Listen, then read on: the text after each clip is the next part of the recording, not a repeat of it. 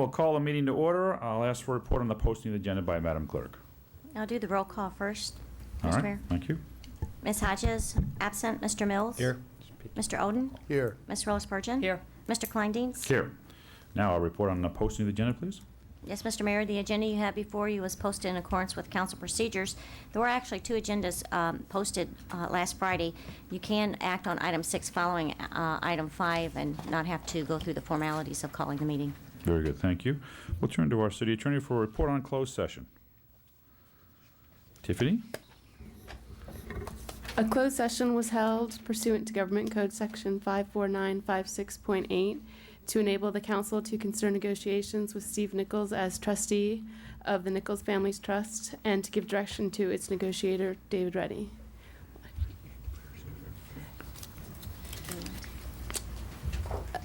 A conference with a real property negotiator was also held regarding the Prairie Schooner site pursuant to Government Code Section 54956.8 to enable the Community Redevelopment Agency of the City of Palm Springs to consider negotiations with Tom Davis, the Chief Planning Officer of the Agua Caliente Band of Coahuila Indians. Very good. Direction was given and no action was taken. Thank you. Very good. Thank you. We'll turn to public comments on matters listed on the agenda. Anyone wishing to address the council on any matter on tonight's agenda, please come forward at this time. Give your name to the city clerk. Very good. Seeing none, we'll close public comments. Turn to item 1, final map 29632. Ms. Rella Spurgeon, I believe you have an announcement on this item. Yes, I need to abstain due to proximity of property ownership. Thank you.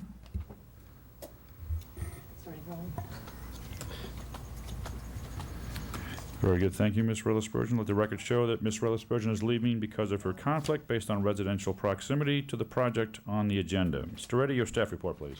Thank you, Mr. Mayor, members of council. This matter was brought to you, forwarded from the last meeting. This is approval of a final map. Mr. Barakian is here to give the report if you would like a detailed one. And I would ask him to come to the microphone, please. Thank you. Thank you. Good evening, David.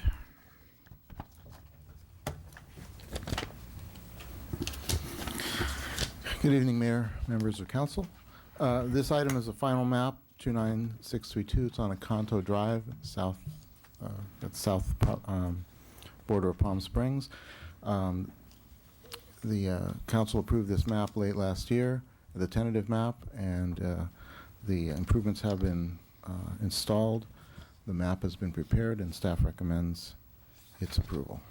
Very good. Thank you, Mr. Barakian. Council, questions, comments? Mr. Mayor, Mr. Mills. move approval. Motion for approval. Is there a second second? Second, Mr. Oden. Any additional comments or questions? Seeing none, all those in favor say aye. Aye. Any opposed? It's 3-0, deemed unanimous. Thank you, David. Item 2, we have some abstentions to note here, and I think with that we might fail on quorum. Mr. Oden, you may go first. I have to abstain on this item due to proximity to my home. Thank you. Mr. Mills? And I have to abstain for the same reason. Mr. Oden and I are neighbors. And I don't. Therefore, Mr. Mayor, I'd request that we withdraw this matter to the next meeting. We'll withdraw this at the request of the city manager, and we'll bring it back in September at our first available slot. Mr. Mayor? Yes, sir. Can I just mention something regarding that item? I would appreciate that. Thank you. This is the item that will allow us to receive the federal money for that project, and I understand the abstentions and the need for them. At some point, that since council has already awarded that contract, at some point we may have to take further action so that we can approve this. And when would that point be, Mr. Barakian? Can we wait until September? It could wait till September, yes. Okay, thank you. But it can't wait much beyond that, or else we won't have the money. We're not engaged. Thank you. Okay. Thank you, David. Appreciate knowing that. Item 3 then is the Visitor Center Project 2901 North Palm Canyon. Mr. Reddy, again, your staff report. Mr. Mayor, members of council, this is the reason for the special meeting today. The bids were opened yesterday on our new visitor center. Our direction is to proceed. What is being before you this evening was the contract, the result of that bid opening. Mr. Smoot is here, and I would just note that there is some issues that Mr. Smoot needs to explain in terms of the possibilities. The bids were over what we originally thought. When we opened the bids, we found out that the cost was there was some additional cost. Al will go through those explanations. Also with us this evening is Mr. Fontana, the project manager. Linda Fort from Tourism is here if you have any questions of her regarding the fixtures.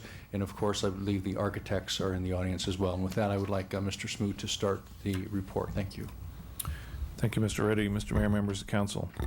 A few months back, your team started this project and you gave us a budget of a little over $400,000 to try to build the project, and we cut the scope back, designed the project, put it out to bid, and we're still about $85,000 over the budget that was established. When we put this out to bid, we put out two bid schedules. We put out a bid schedule A, which was everything in the project except some of the cabinetry for the sales area in the particular project, and bid schedule B, which was everything in the project. As you can see, we ended up with two bids, the lowest being $460 for Schedule A and the next one being $640 for Schedule A, so there was a large difference between the two bidders.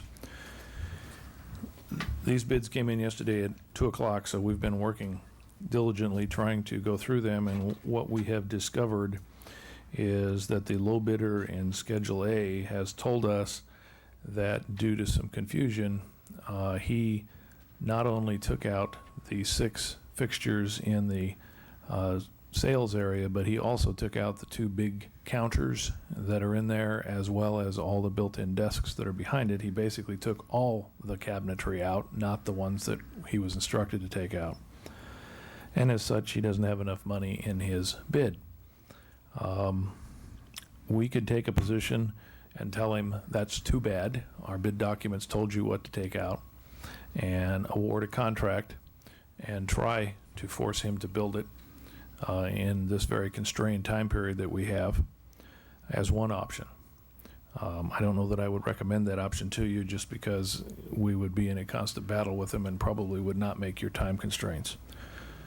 We could award Schedule B, which is $497,000, which includes all of the cabinetry, includes everything in the project, and then immediately sit down with them and try to negotiate a change order to take out the few pieces of cabinetry that we do not want in the project.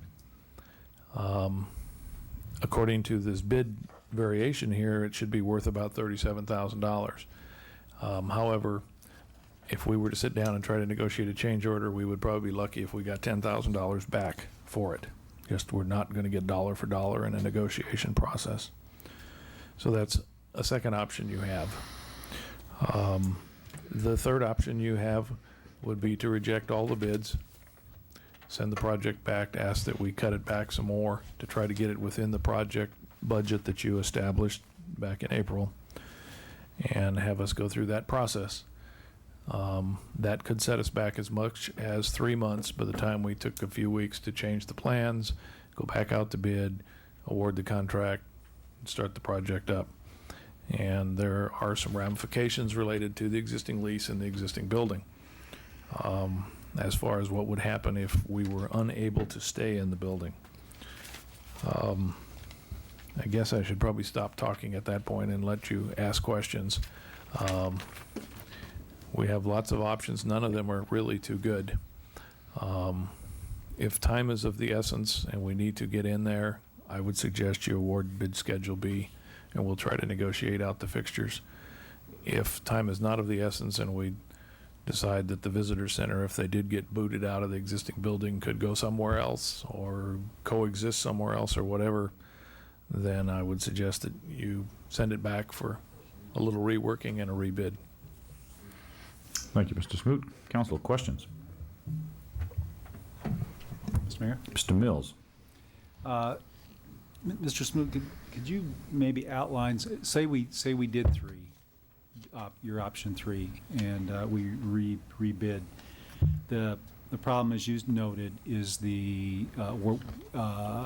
what do we do with the existing facility for that 3-month period or whatever it is? Either it stays if that works out with the current leaseor. What would be other options if that did not work out with the current leaseor? Well, I think the other possible options are you put a trailer on the site, which would cost you money, and try to utilize the site for that and have a temporary operation, or you try to somehow consolidate it back into the other offices that Linda's crew is working out of, and maybe move their offices somewhere else, and try to, for that period of time, operate it on a shoestring out of there.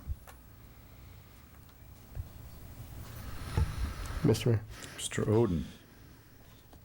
considering the fact that we do have some time constraints, what are your thoughts about the ability of the company to perform in as much as they didn't follow all of the bid documents in the first place, and the potential for workmanship problems?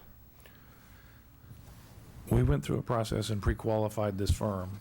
It was one of 6. So I think we feel comfortable that they can do the project. This certainly doesn't start off on a stellar step to make that happen. But I believe we would have a better chance than if we tried to force them to do it for the lesser amount and make them build the cabinetry. And if we reject number C, then we have to start all over again. That's correct. So it seems that our options are dwindling. So let me, if I may, Yes, Mr. Miller Spurgeon. clarify. So the bids that came in are $85,000 more than what we had projected, plus there's a $40,000 contingency added to it. That's correct. Approximately. Okay. Try to calm my concerns. Bids came in with a pretty big difference between high and low here. You had 6 qualified, only 2 bid, and the numbers aren't close. You got about a 200,000 plus spread on these two. My concern is if you go to a rebid, will the Schedule B bid become more like the high bidder?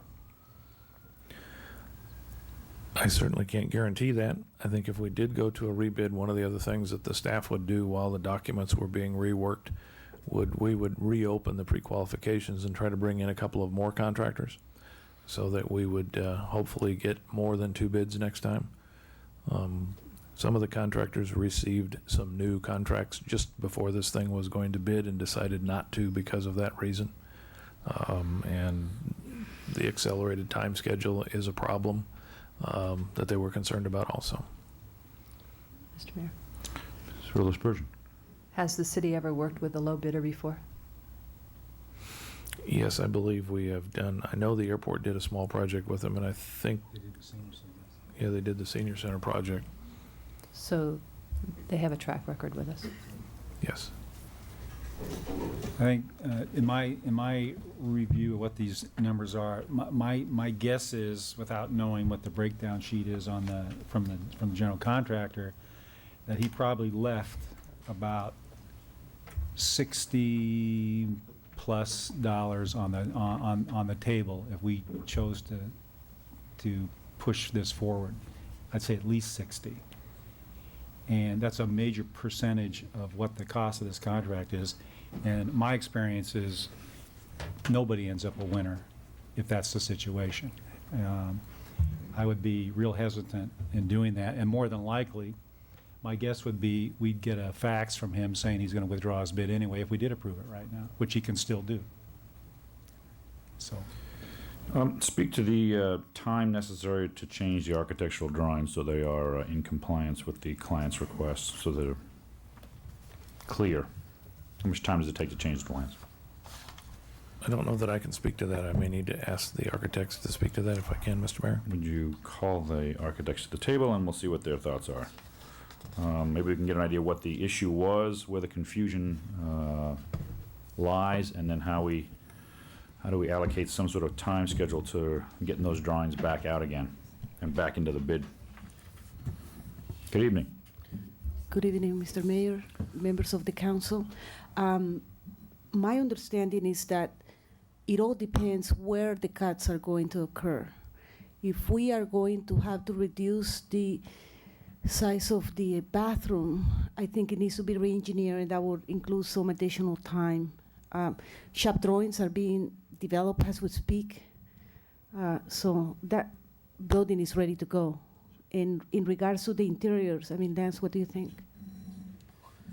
We're really looking at weeks, not months, if we need to pull, say, 80,000 out of the project. So it could be 2 weeks or less in drawing time, and then obviously we have review processes that we'd have to go through. Where's the major cost overrun? Where's the confusion on the bid, first of all, and then where's the major cost overrun? Well, it's hard to say where the major cost overrun is just because we didn't get an itemized bid. Okay. We just have a lump sum bid, and we haven't received their values. The area where the confusion took place was over the deletion of the cabinetry. There was a note that had a wrong number on it, and they were unable to, because there's a 72-hour requirement that we can't answer questions within the last 72 hours in order to be fair to all bidders. So rather than ask the question of, should I take a couple of cabinets out or take them all out, the low bidder states he took them all out. Note had a wrong number. You used a numerical notation system and then a legend? Okay.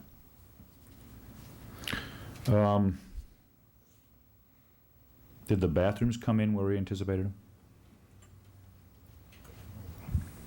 them? Because we didn't get a line item breakdown for all the costs, we really can't tell. It was a lump sum bid. If I can roll this back a little bit, Please. Because you know, we're dealing with all the negative news, but if you remember a few months ago when we caused the project to go forward, we started with a budget that was well over $900,000, and the task that we were given was to pare the budget back to a grand total of $500,000 inclusive of the soft costs.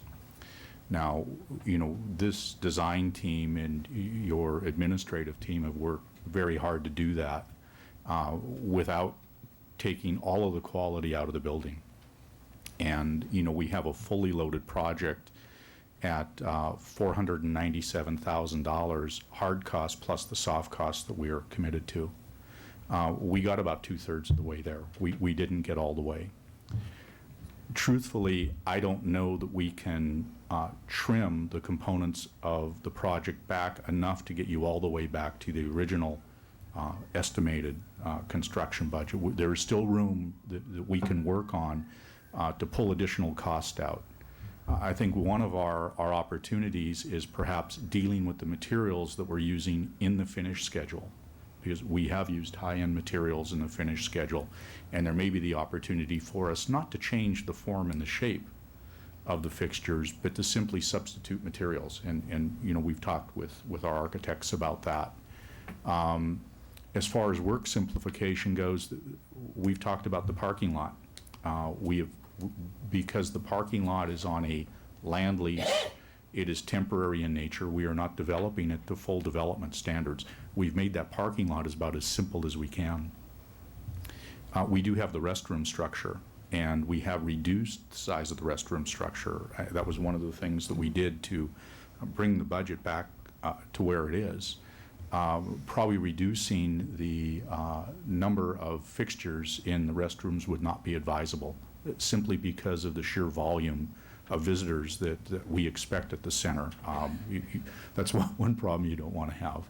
And I think probably that there are some people that think that maybe we should have more fixtures, at the restroom facility should be larger. So, you know, I don't really see a great opportunity to pick up a lot of dollars out of the restroom facility. If there's anywhere that we're going to do it, it's probably in the interior finishes, and if we keep the quantities the same, the scope the same, but change the finishes, that opportunity in itself is limited. Now, we have talked about, you know, what our options might be, and clearly one of those options, if time is more important than money, or at least equally important is money, we could award Schedule B at the 497, and we could go back and still change the finished materials and still change the quantities. There are some of the fixtures that were designed that really might not be what we want as far as a retail fixture is concerned. We might have some other alternatives to that. And we could drag that out of the cost of the project as a deductive change order, realizing that our leverage is not great on a deductive change order. If we certainly have time to make it a competitive situation, then we can make those changes. We can pre-qualify additional general contractors and we can rebid it. And that's the question, and quite honestly, our design team doesn't know what's more important to the council, whether it's time or money or if it's both. Yeah. So that's why we've brought it to you. May I make a comment? We had, after we completed the drawings, we had the metal fabricator issue a bid because we wanted to make sure we were within budget. And we were within budget. I mean, that structure doesn't get any cheaper than what it is. And we have it in our records if anybody wants to check that number. And I know he provided that number to all, whoever requested that number from them. Mr. Mayor. Mr. Spurgeon. Mike, I want you to clarify for me. This isn't my business, so I might sound stupid, but I want to make sure I understand you. We authorized a budget of $500,000 for the project. This project came in Schedule B at $497. You said that that's hard cost plus soft cost. What does that mean? The soft costs would be the design fees, construction, staking, and my fee. Okay, so that would be the $18,000 that we've already paid you? That's correct. Okay, and then there's an additional $64,000 on the budget for architect. So, and then if we have to redesign it, obviously that number is going to go up again, right? Because you're spending hours, or because it is your job to make sure the project comes in at the budget that we've. Yeah, and I'm not an attorney, but I'm pretty good at contracts. My understanding is that we had a 10% leeway. So, in a sense that our budget was $420,000, we could go over 10%, which will be $42,000. That would add it $460. We will have to take legally, without charging the city a penny, about $30,000 out of the job. So with that concept that you've just said to me, that because there was a 10% overage, then is it what you're saying is because we have a $40,000 contingency that we're saying okay to add $40,000 onto the budget? No. Essentially what we're saying is that our contractual duty will be to take about, let's say, $40,000 out of without adding any additional services. Since it is only 2 weeks of work, in Lance and I, we need to talk about it. Probably, we would just honor the, we'll bring it back. The issue here for us is not that we're interested in getting additional services. For us, the issue is that this project demands a level of integrity in terms of architectural value. And that's a struggle we have. Mm-hmm. It's not, we can redesign it 10 times, that's okay. And I'm sure you understand the struggle we have as absolutely. being fiscally responsible. Absolutely. Yeah. So we have even begun to talk about in which ways we can, decrease the cost of the project without bastardizing the project, essentially. Right. So I just want to make sure I understood. Thank you. Thank you. Mr. Mayor? Mr. Mills? I wonder if we could ask Ms. Fort to come to the table and comment on the time issue.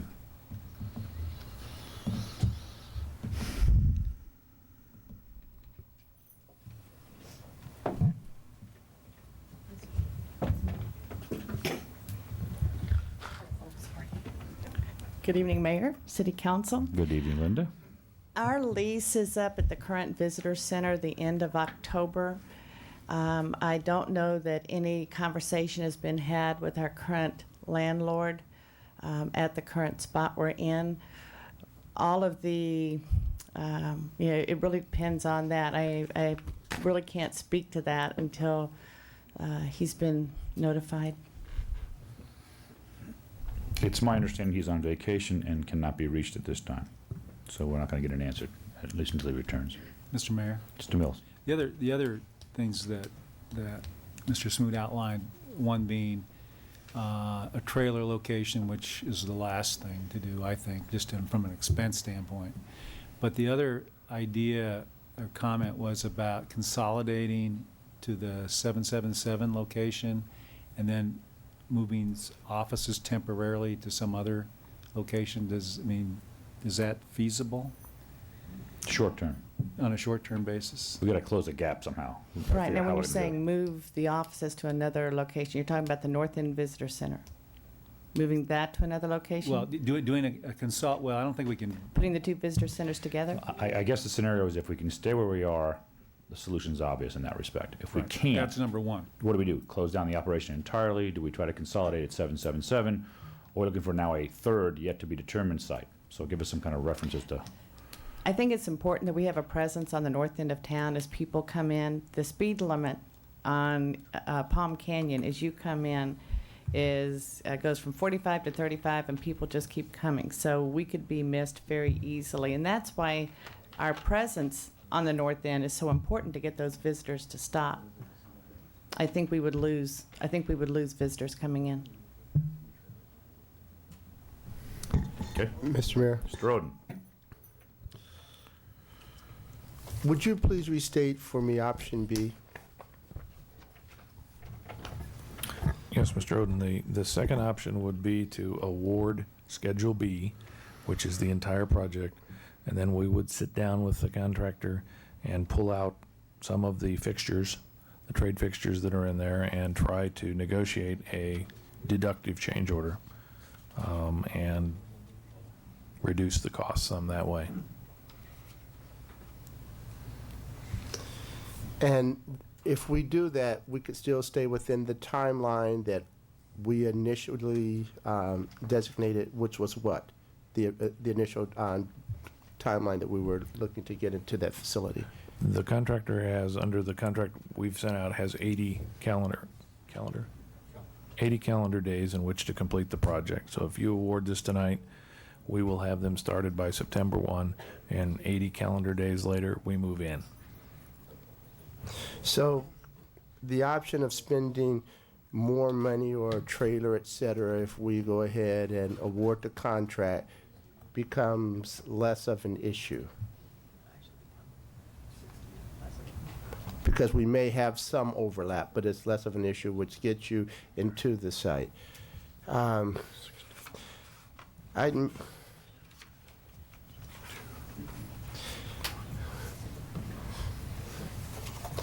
And this includes the 1, 2, 3, 4 revised resolutions? If you wanted to do that, what I would suggest is that you move resolution 2 and 4. 4, okay. And give us instructions to negotiate out as much as we can in a deductive change order. But in that Schedule B, you said he bid everything. That Mhm. it was inclusive of all of the fixtures and all of the, That is correct. Well, I want to clarify that. There were some deduct cabinet pieces. no, that's not what he said. No, Not for indeed. Schedule B. Schedule B is very clear that it includes the entire project. The entire project, okay. So to take out would be reasonable. Maybe? Well, I mean, I think if you ask Linda, she would not like us to buy a few of the cabinets that are in the project. She would like to replace them and do something different. And in that case, we would try to deduct, that's what Schedule A was to take out those few pieces. I see. We would try to do that. We won't get $36,000 for them, which is the difference between the two schedules, or $37,000, just because it won't happen through a negotiating process with them. We will get 35 cents on the dollar, probably.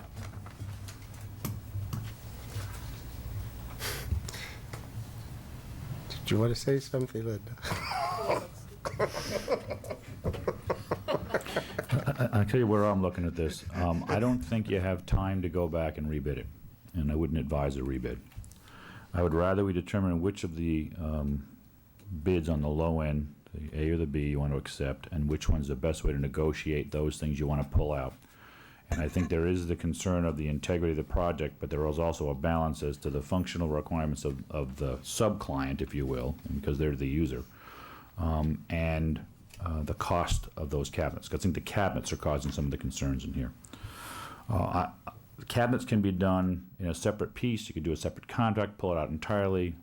You know, it's not in the contract. It's just not done. Maybe the installation can be done by our personnel or worked in accordingly, but my concern is getting the hard building done. You got a lot of grading to get involved. You got a lot of wall cutting. You got a lot of work to do in 80 days.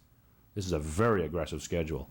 If you said build cabinets in 80 days, that's a challenge. You got to build a building and you got to do a lot of site work and a lot of construction. So when I saw 80 days, I kind of cringed when you give me a starting date of September 1. So I would rather we get as aggressive in starting the building, the hard building construction as soon as possible, and then whatever recommendation you got to extract the cabinet component from the bid, taking whatever hit and bruise you got to take, and then coordinating the user's needs to the architect's desires and the council's budget. And that's where the challenge is. So that's got to come back under separate negotiation discussion. But if you think it's B to do that versus A, I'm going to defer to you to say that's the best starting position to extract all the cabinets and get this building built, because that bathroom is not going to go together in a week. It's going to take a lot of time, and there's a lot of grading going on. And that even that temporary lot is quite time consuming. So that's where I want you to try to figure out where it is. Is the idea of removing the cabinets a viable recommendation? And then which of the two numbers gets us the building fastest? And I should say fastest and extracts the most amount of money out. The only way we can proceed with this set of contractors is to do Schedule B. Good. And we will then remove the cabinetry that we can remove and try to negotiate as much down as we can and bring that back to you as a deductive change order. But in the meantime, we can start the contract process and get the contractor rolling. We award a bid at $497, and then we go right into an immediate change order with a deduct on cabinets. You report back to the council what you can extract by reducing accordingly, and with that, we then get a final cost for the building and some idea what we're going to do on cabinets. Is that about right? What, Mr. Mayor? Mr. Mills? I think it's important to note, though, that any money that we pull out of that 497 should be left in for a contingency, because we don't have one anymore. And so, I mean, we're not looking at a lesser number than 497. We're looking at 497, and then even that, assuming they pull out 10, 15, $20,000, that's a lesser contingency than we had anticipated. I think we had 39 or about a 10% contingency in there originally. We We're had not about going to have 40, that yeah. anymore. Yeah. So I think if the council does go with B, I don't think they should go in thinking we're saving money. Okay. I think we should go in looking at 497, and any savings would go towards contingency. If I could, Mr. Mayor? Mr. Smoot? If you do adopt resolution number 4, that includes $40,000 on top of the 497 for a contingency, which I would heartily recommend that you do. And we will try to reduce it down as best we can through our management of the project, so we don't get to that point. My issue on that is we made a budget of 500,000, and that's what I believe that we need to hold the feet to the fire, that it's 500,000 and not that you've got 40 extra thousand plus what you've taken out with cabinets. I don't like that. Well, we gave a budget of 500,000, which included the soft costs. We gave a construction budget then of about 400,000. 400,000. So even if we approve the 497, we're approving 100,000 over the instructions that we gave them. Yes. Yeah. Good point. Again, just so the record understands, one of the most important aspects of this visitor center is making the right first impression. Okay? I've had a number of issues over the years, and staff and SMG and prior operators of the visitor center have made adjustments accordingly, but people would come into the current facility when it was a little tired and dirty and worn, and that was their first impression of Palm Springs, and it wasn't the best foot forward. So if there is some desire to maintain that image of Palm Springs in a proper fashion, and it comes with an additional cost, I think that has to be at least considered. I'm not suggesting we definitely go that way, but You don't want to do this building and then put something in that's undercutting the quality. You can talk about integrity of the design of the building and so on, but you just can't go out to one of the hardware stores and buy some cabinets and slap them together and call it done. It's got to have some finish, and the finish is that which the people see. They never see it inside the walls. They see the finish on the floors and the walls and the cabinets. It's got to be functional. It's got to sell your products and sell the city, but it cannot, and I suggest to you, it's not Taj Mahal, it just can't cut the corner of the cabinets. So Did what the mayor is suggesting about the finished carpentry as far as the cabinets are concerned, that was inclusive in the bid package, correct? And they bid that, this number is inclusive of the finished work. That is correct. Okay. Mr. Mayor, Mr. Roden. I'd like to move resolutions 2 and 4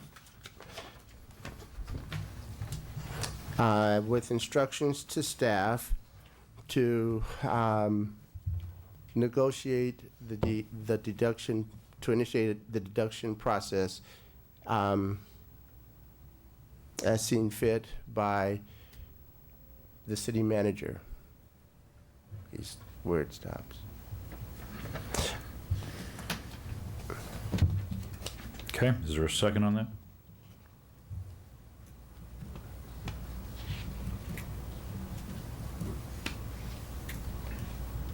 No second. All right. What's the other council thinking then? Mr. Mayor? Mr. Mills? Not that I disagree completely with where Mr. Oden was headed, but I want to make a stronger, or I want a stronger commitment out of staff that 497 is the number, or it's 500, whatever. If 500 is the number, 537 or whatever it is not the number. You go back in and you need to pull out, whatever money you pull out is your contingency, okay? So you've got some incentive to get some money out of there because you're going to need the contingency, okay? And there are things that can be done that I don't think differ the quality that can pull out some substantial dollars. And not just in the cabinetware, I think there's other places. And I'm not talking about losing toilets or anything like that. I'm talking about other things. In looking at the project earlier, I think there's some things very simply that can be handled. So I prefer to do number 2, and then I guess it would be number 3. And I would make that motion with those instructions about that's how you get your contingency back. And I would second that. Resolutions 2 and 3, motion by Mr. Mills, second by Ms. Rella Spurgeon, the intent being a fixed budget, $500,000. Any reductions are to be used to develop your contingency. Correct? And where they get it, do you want to see it? Do you want it brought back? How do you want it reviewed? Don't want to see it back? Staff level. Okay. Alan, Mike. Additional comments? Mr. Mayor? Yes. Mr. Roden. It's just that this project has been before us so many times. The amount of time, effort, and energy and scrutiny that this project has received almost defies logic to me. This is the entrance into our city. And yes, I think the architectural integrity of this building is very important. And we have stripped the possibility of, we've cut it back so close that I'm beginning to question whether or not it is truly going to be representative at all now. From the parking lot now to the interiors of the building. I am all for saving money, but the fact is, we're losing money by just the amount of time that we have invested in doing this thing over and over and over again. And now, once again, I think, so that's why I recommended 2 and 4, and we're recommending 2 and 3. we can only extract so much and maintain quality, and we know that. And I think we're at a point we're going to lose the quality. Mr. Mayor, Mr. Mills? I would not be making this motion if I thought the quality or the integrity of this center was going to suffer for what the changes are we're talking here.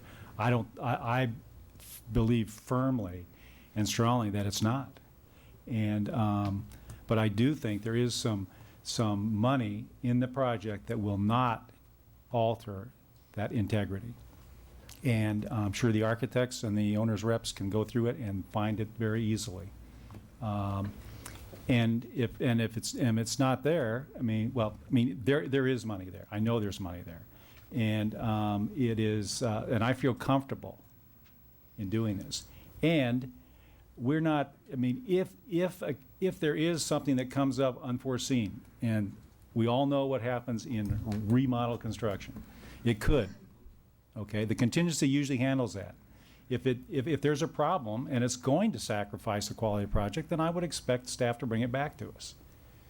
But I'd like the marching orders to be strong and firm out of the council to make it as best it can be economically. And we have a client in Ms. Fort that is not happy with a portion of the project right now, as I understand it, and that needs to be re-looked at.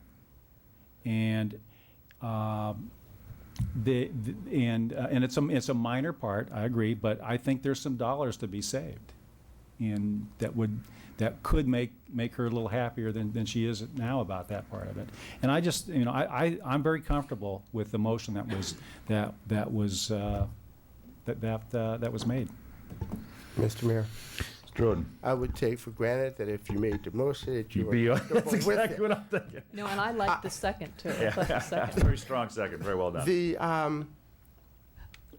I don't know anything about the part that Ms. Ford is unhappy with, and if that's germane to the discussion, I'd like to know.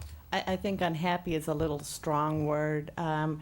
The architects have just done a superb job. What we're referring to specifically are the cabinetries and display racks for the retail area, and we're very dependent on selling Palm Springs items to help fund the visitor centers. One of the ways, one of Liz Perkovich's, our managers, and my concerns are these are freestanding, solid cabinets. And in retail, you have to have the flexibility to change your display, to be able to move things. They've added adjustable shelves, but that still doesn't give you the flexibility in rearranging what you have for retail. Well, yeah, you can put it on wheels, but all you can do is move it like that. You may want to put it like this or something like that. So what our recommendation was that our recommendation was that it would be a cost saver as well to take out the very, very nice cabinets that the architects have recommended. And we're not opposed to the cabinets. It's just that we think that we can find more flexibility in finding other racks or shelving. And Mike did some research on the internet, and there really are some companies out there that have ready-made racks that are very nice, very classy, very acceptable for our needs, that would not cost us as much as the custom-made racks and display racks and your scale walls to hang shirts on. You can get those through another process, and I say it would save us money, and it does give us a little bit more flexibility in being able to have an attractive retail area. Okay. Thank you. Again, we talked about this not being broken out, so we don't have any idea how much money we can allocate towards cabinets in the first place. Can that be determined through this process? Right. According to the way the two bid schedules are, one bid schedule with all the casework cabinets and the other without, that value for the low bidder is $37,000. But that included the reception desks and all of the workstations, as well as the trade fixtures that Linda was talking about. So, we're not going to get all of that back on a deduct. If Schedule A does not have cabinets and does not have fixtures, and you've got a debate or discrepancy in it, why not just take the low bid of 460, exclude all the cabinets, and then allow a budget adjustment to allow her to get cabinets she wants? Doesn't 460 just allow you to build a building without cabinets, or is it more complex than that? Yeah, the registration desk in there, Yeah, the- Well, I'm not suggesting you don't build the desk. I'm just suggesting you take that out of the bid entirely, build the building, and then the cabinetry, casework, fixtures can be a separate contract. Schedule A, you said, he said he erred in that. Is that not true? And that he'd left something out and his cost was wrong and it was going to go up? Isn't that what he said?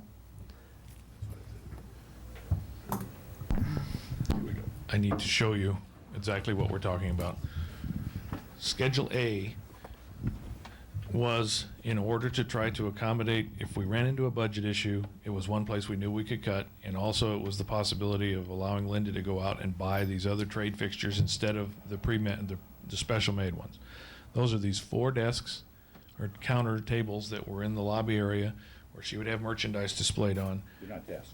No, they're merchandise display racks.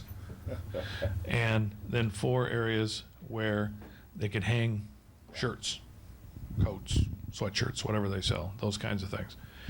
That was to be deducted. Additionally, the rest of the cabinetry that's in there is the tribal desk, Linda's desk for the visitor center, and then the workstations that are back in the back. This is a very crowded area, and we decided that probably the least expensive way in order to get furniture in there was to build some simple cabinetry in there in order to do it, rather than try to buy furniture to fit in those tight spaces. So if we award the whole project, what's on the table right now, we get everything that's in here, all of these, including all of these, and we would go back and try to immediately remove the yellow ones and get credits for those. These, particularly the front 2 desks, are really integral to the design of that entire interior as far as how the back walls work and everything else, and without those, I think you'd really have something that didn't look correct. And so I think our recommendation would be to try, the deduct is here, as well as a few other areas that we will go find in the project. And we will take the challenge, if that's what the council wants us to do, and go find the dollars in order to make the project happen. I just don't know that within that there's going to be enough money to buy the trade fixtures. Okay. All right, anything else? A motion on the floor to take resolutions 2 and 3, fixing the price at 500,000, right? Okay. Any other comments or questions? Just a clarification, Mr. Mayor. Al, on the actual cabinets then, that if Ms. Fork goes to buy, that will have to come back as a separate appropriation at a different time? Because that would not be included in here? That's not included in the 500? I don't believe we can do it for that, but if that's what the council wants us to try to do, we will try to do it. Okay, I just want to be clear, so we'll come back separately for the dollars for the cabinetry. Is that the understanding of the council? I mean, just to make sure No. council understands that, or No, I they think- want us to I do don't it think so. inclusive? As the project stands right now, those 4 fixtures are in there, okay? What, And they have value. and I still am puzzled that if you look at all the cabinet work in there, including those 4 fixtures, that number's $37,000, which to me is very, very low. And if you just look at quantity of cabinets, just purely quantity, you're taking out, 30%. So you take out 30% of, 37, you're looking at, as Mr. Smoot said, $10,000, $12,000. That's the credit you're going to get. Now, hopefully, within that, you'll be able to get those gondola fixtures, and I think they're fairly reasonable. They're probably under $1,000 a piece, and if there's 4 of them or if there's 5 of them, we're probably okay. But I'm not anticipating seeing money back for those fixtures. And you don't want to see it come back here. That's what you said last time. You don't want this brought back. This is the final action. I think so. It lives here. Well, hopefully tonight it will start its life on its own. Well, perhaps this action will do that. Item, resolutions 2 and 3, fixed price, $500,000. Council does not need nor desire to see this back unless there's an absolute dilemma beyond staff's capabilities. Okay. I'll ask for a roll call. Mr. Mills? Aye. Mr. Oden? No. Ms. Rose Spurgeon? Aye. Mr. Mayor? Aye, passes 3-1. Let's go to item 4 on the agenda tonight. Item 4 is an ordinance for second reading and adoption, first introduced on 7/30 of this year. This is the Parks in lieu piece, parks fees. Mr. Reddy, do you have a quick brief report on this, and then we'll take action? Yes, Mr. Mayor and members of council, I would ask Mr. Evans to come forward. He would like to make some comments on this before council takes action. Doug, thank you.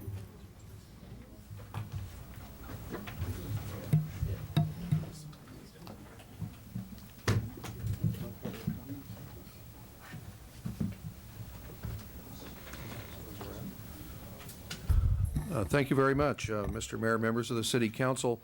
What we're passing around is a legislative draft of the document that you have in your packet. And this legislative draft has a couple of changes. I was in the Planning Commission meeting, so pardon me while I get my, members of the commission. No. On page 5, very top paragraph, there are some strikeouts. And the version of the ordinance that's in your packet has these very minor changes that deal with dedicating land under this provision in lieu of or at the option of the city paying a fee and or dedicating. What we did was after your last meeting where you discussed this and reintroduced it, we met with Mr. Kibbe again. The city attorney sat down and had a phone conversation with Mr. Kibbe. And what this change does is basically makes this a absolutely 100% Quimby Act type situation, with one exception that you can charge a fee for apartments. Under Quimby Act, you can only ask for dedication for projects that require a subdivision. So what we basically have done here, the only change in this ordinance is if somebody proposes an apartment complex, you can only impose the fee on the apartment complex. And the Quimby Act allows you to require dedication of land for projects that involve a subdivision of land. And in looking at the Quimby Act and in talking to Mr. Kibbe, I think the one point of clarification was that under a traditional parkland fee, you will not ask for dedication from an apartment complex. You would just charge them the fee. Now, there may be a case where an apartment complex needs to do a subdivision map. They have to do a parcel map to create the parcel. Then you can charge the fee or get dedication. But in most of our multifamily residential land, where this issue would come up, you're probably not going to want to park anyway. So dedicating the land and confusing the issue really isn't necessary in this provision of the ordinance. This does not affect a residential subdivision. You still have the right to require dedication and or fee. Or combinations of the two. This minor little change only affects the ability to require an apartment developer to dedicate land. And where we have apartments in town, we're probably not going to do many parks in high-density residential land. In going through this, and I didn't participate in the telephone call with Mr. Kibbe, with this change, he was not going to come to the meeting. He feels that he got everything he could. He understands that we would like to charge the fee to apartments, but he also felt that we just couldn't ask for the dedication. So 2 weeks or a week ago, Mr. Kibbe was not going to come to the meeting if this was what the council would introduce. In talking to the city attorney, since these are basically just strikeouts, we're not adding any language, we're just taking things away. He feels that you can approve this as a second reading item and then it would go into effect in 30 days. That completes our report, and hopefully I didn't confuse it too much. Thank you, Mr. Evans. Council? Questions or clarification? Mr. Mayor. Mr. Oden?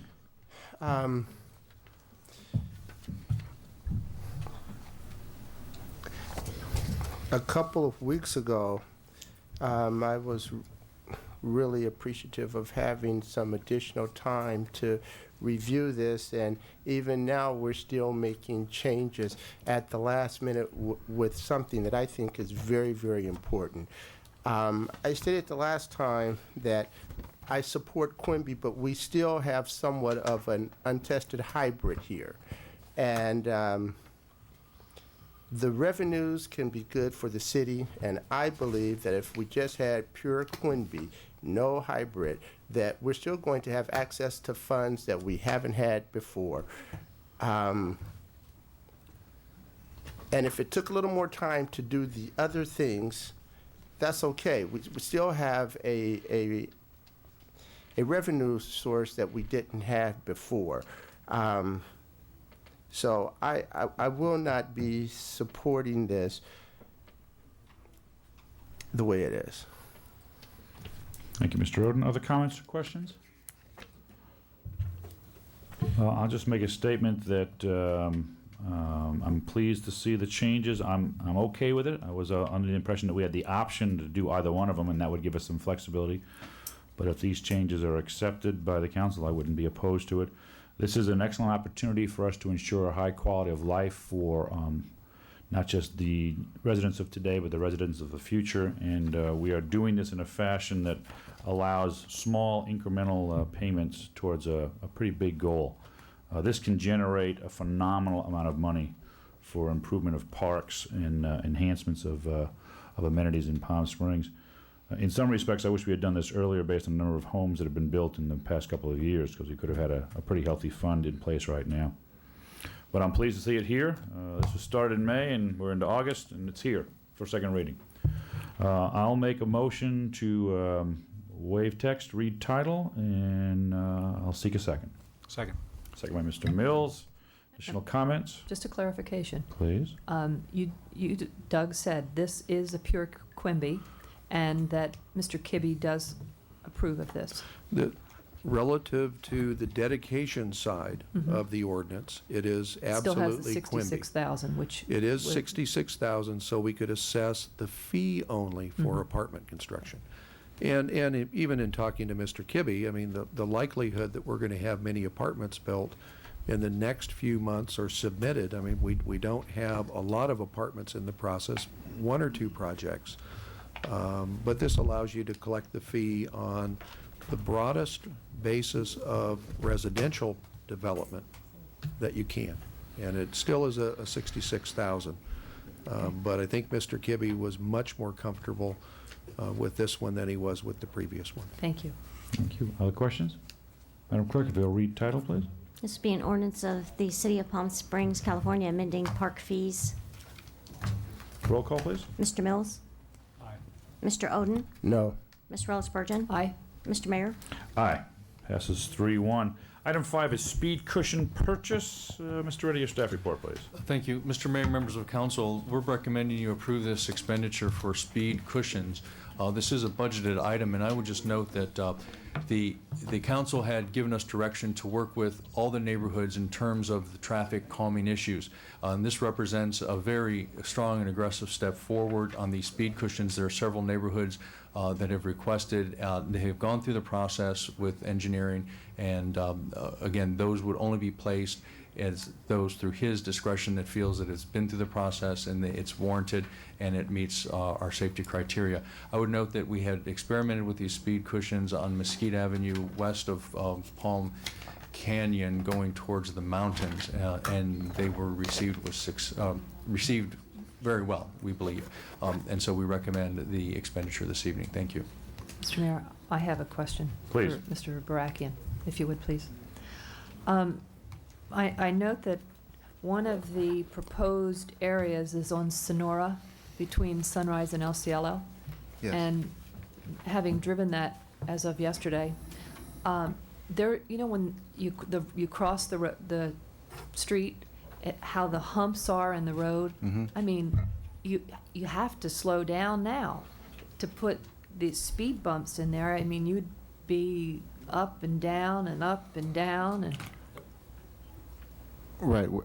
Coincidentally, or surprisingly actually, the speed of traffic in between those on Sonora was such that if you remember on the traffic calming plan that council approved, had a point system on it, scored the highest of Really? all the neighborhoods because the traffic was going over 40 miles an hour on that street. Right. And the neighbors were very right in their concern. I could, when I did it, I didn't believe it at first until we saw it. And so no, the speed humps aren't going there, right where the dips are, but they're going basically. I know that. Yeah. I figured that out. But they too, are but- going. But they are going where the speeders are, and it is a real problem, surprisingly, on that road. Okay. Additional comments or questions?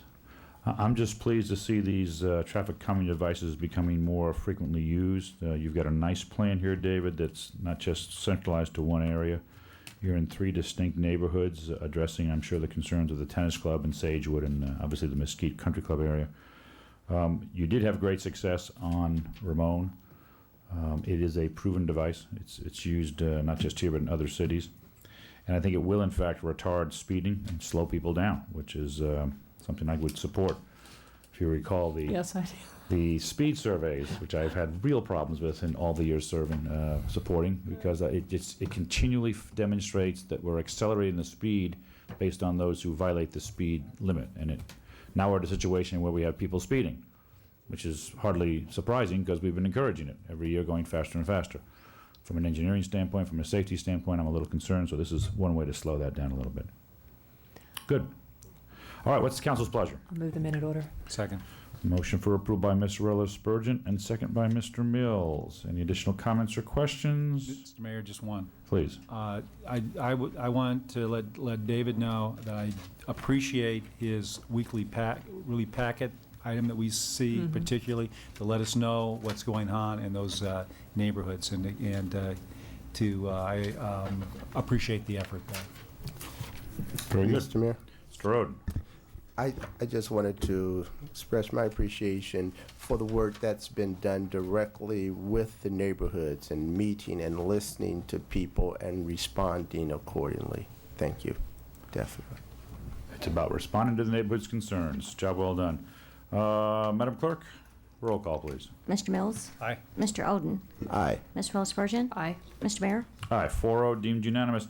Item 6 is on the additional special meeting agenda. We'll go into item 6, which is the Palm Springs Visitor Center Nicholas Trust lease. Mr. Reddy. Thank you. Members of council, this is a companion to the Visitor Center. This is part and parcel of getting it remodeled. This deals with the land for the parking area. The city attorney, Miss Israel, Tiffany Israel, is with us this evening. She was one of the authors of the lease, putting it together, so she's here to answer any questions you may have. Also, John Raymond, I would ask to come to the microphone and give us the report, and we would recommend your approval. Thank you. Thank you. Council, how much report do you need? I just need to answer a question. Good. JR, I'm assuming this lease is acceptable to Mr. Nichols? Yeah, I talked to Mr. Nichols about 3:45 this afternoon, and he's ready to sign if you approve it today. And we'll get it executed tomorrow. Okay, thank you. So, And also, my thank you to the city attorney and JR and Mr. Nichols and everybody else involved in the lease. We went from one opposite end to a very good compromise here. Okay. JR, just a quick question on page 6A8, the diagram illustrating the 2.3 acres. This basically surrounds the Tramview gas station property and includes the sign, it does. right? This That's the- notch That's the gas portion station. is the gas station. This would be the landscaped area here, and the triangular piece, or it's actually a rectangle. If you look at the rectangle on the last page, is right here, and that's where the current visitor sign is. And are we controlled by the lease agreement where the parking can or cannot be, or is it any and all of that parcel can be used? It's any and all, and it's really, you know, what I think all parties anticipate is that this property will be in play and will sell over the next couple of years, and we're going to be back talking to Mr. Nichols about Good. either relocating parking or, and there's provisions in there, Section 11B and Section 12 govern to give us some rights under that to expect parking out of a development plan in the future. So it's the shape it is really for ease of drawing the map, and we're going to design to that. But the visitor center design has a parking lot that's designed. This is more land than we've actually built a parking lot on. Good. Good. All right, thank you, JR. Other questions or comments? Otherwise, what's the council's pleasure? Move the minute order. Second. Motion for approval by Mr. Mills and second by Ms. Reller Spurgeon. Additional comments? Seeing none, roll call, please. Mr. Mills? Aye. Mr. Oden? Aye. Ms. Rose Spurgeon? Aye. Mr. Mayor? Aye. So deemed unanimous, 4-0. Now, let's talk about future meeting schedules so that the community knows what's going on. Are we adjourning for the remainder of the month of August to return in September? That is correct, Mayor. And what's our first meeting date in September, please? It is September the 3rd. September 3rd. So the community understands we will be going dark for the remainder of August. Our next scheduled meeting will be September 3rd. It is a Wednesday. It'll be a closed session at 5:30 and then followed by an open session at 7 o'clock. And with that, having no further business before us tonight or for the rest of the month, I wish you all a good summer and we'll see you in September. We'll stand adjourned. Thank you.